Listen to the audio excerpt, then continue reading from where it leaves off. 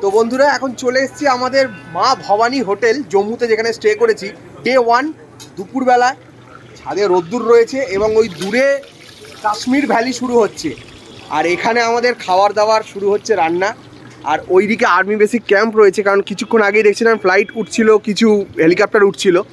আর এখানে দাদারা রান্না শুরু করে দিয়েছে, তেজপাতা ফোড়ন দিচ্ছে এখন গরম তেলে, ভালো সুগন্ধ বেরিয়েছে। আর এখানে রয়েছে আমাদের ট্যুর অপারেটর প্রণয়দা বা খোকনদা। আজকে কি মেনু চলছে?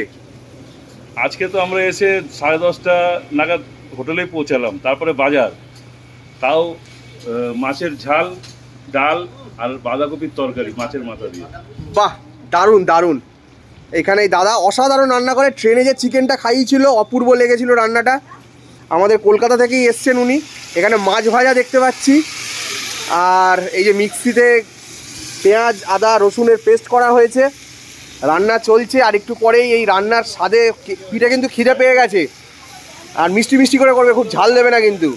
টমেটম কাটা রয়েছে, কাতলা মাছ আনা হয়েছে, প্রেশার কুকার, সব কিছুই অ্যারেঞ্জমেন্ট একদম খুব সুন্দর অ্যারেঞ্জমেন্ট হয়েছে। আর দারুণ লাগছে ওয়েদারটা। তো চলো দুপুরবেলা খাওয়ার সময় তোমাদের সাথে দেখা হচ্ছে।